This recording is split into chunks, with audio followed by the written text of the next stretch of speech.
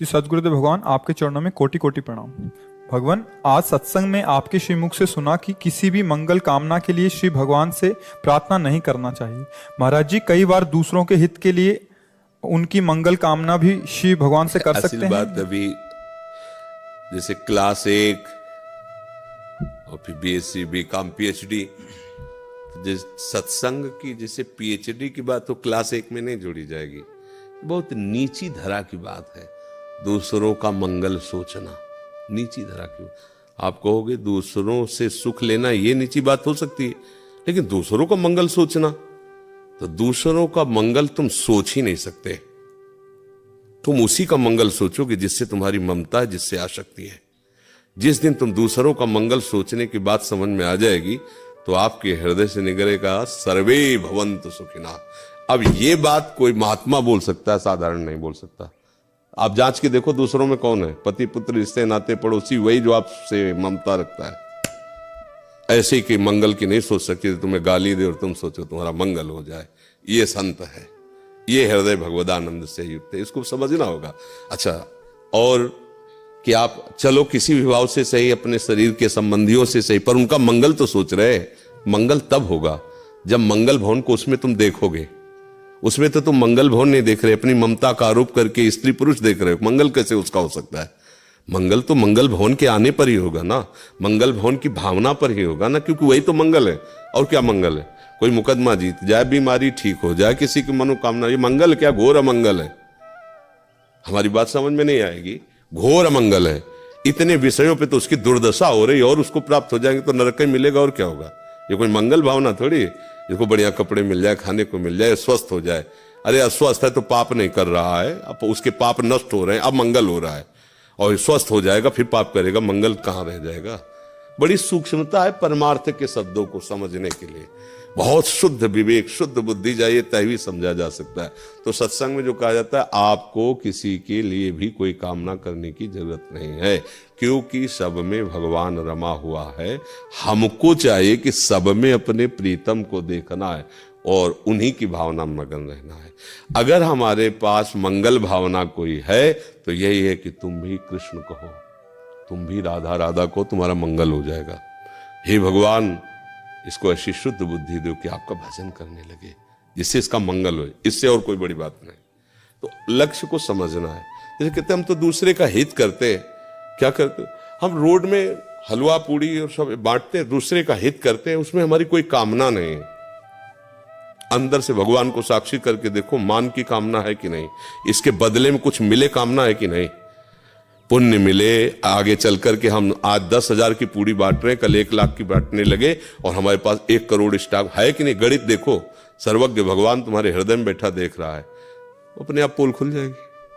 भाई, सत्यता को आप प्रदर्शन नहीं होता, प्रदर्शन कुछ और होता, पर्दे के पीछे कुछ और होता है। तो पर्दा माया का लगा हुआ है, उसके पीछे जो, उसको तो तुम जान नहीं पा रहे। पर्दे का प्रदर्शन होता है, पोस्टर पर्दे का होता है। जो अंदर वस्तु होती है उसको पोस्टर में या प्रदर्शन में ला ही नहीं सकते। तो जहां तुम प्रश्न कर रहे हो, यहां अंदर की बात को समझने के लिए उत्तर मिलना है। तो सबका मंगल, सबका कुशल तभी हो सकता है जब वो भजन करे, अपने स्वरूप को जाने। गोस्वामी जी कह रहे, तब लगी कुशल न जीव कहूं, सपने हूं मन विश्राम। जब लगी भजत न राम कहूं, शोक धाम तज काम। शोकों का धाम, कामना का त्याग करके जब तक कोई भगवान का भजन नहीं करेगा, स्वप्न में भी उसका कुशल मंगल नहीं हो सकता। अब बोलो, कैसे को तुम कुशल मंगल मना सकते हो किसी का?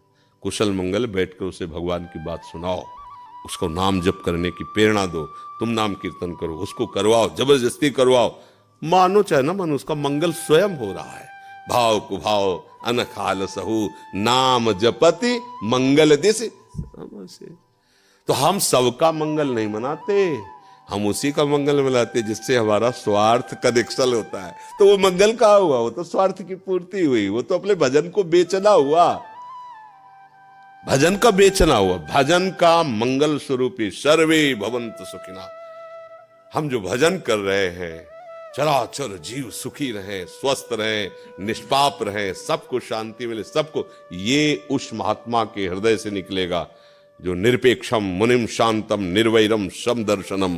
भगवान जिसके लिए कहते हैं अनुब्रजाम्य हम नित्यम पुएत्यंगुरेणु भी, मैं उसकी चरण रज लेने के लिए स्वयं घूमता हूं, उस महात्मा के हृदय से निकलेगा। वचन की बात नहीं, तुम्हारे वचन से सर्वे भवन्तु सुखिना थोड़ी हो जाएगा। जब तुम सर्वे भवन्तु जो सब में है, उसमें जब तुम डूब के कहोगे सर्वे भवन्तु सुखिना, तो तुम्हारी किरणें निकलेंगी, परमाणु निकलेंगे और फैलेंगे, सबको आनंद प्रदान करेंगे।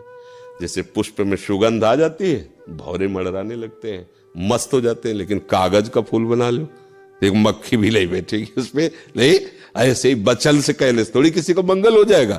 होम नाम जपो, नाम जपत मंगल, तुम्हारा भी और सबका। मनाने की जरूरत नहीं, अगर मना रहे हो तो बेच रहे हो। कभी कोई किसी गली चलते बीमार को उठाकर अस्पताल ले जाओ और उसके लिए फिर सोचो, जिसको जानते भी नहीं हो, जो कभी तुम्हें नमस्कार न किया है न करेगा, मेरे प्रभु है, हे भगवान मेरे पास जो तन मन धन जो भी भजन है, इसको सुख मिले, ये कोई महात्मा बोल सकता है, दूसरा नहीं।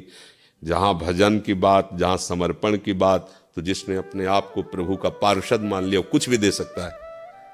जैसे अपराध किया दुर्वासा ने, पर अम्बरीश जी कह रहे हैं आज तक यदि हमारी संतों में निष्ठा है, भगवान का भजन किया है, जो भी हम नियम निष्ठा की, उसके प्रभाव से हे सुदर्शन चक्र आप शांत हो जाएं, और दुर्वासा की जलन में तत्काल मिट गई।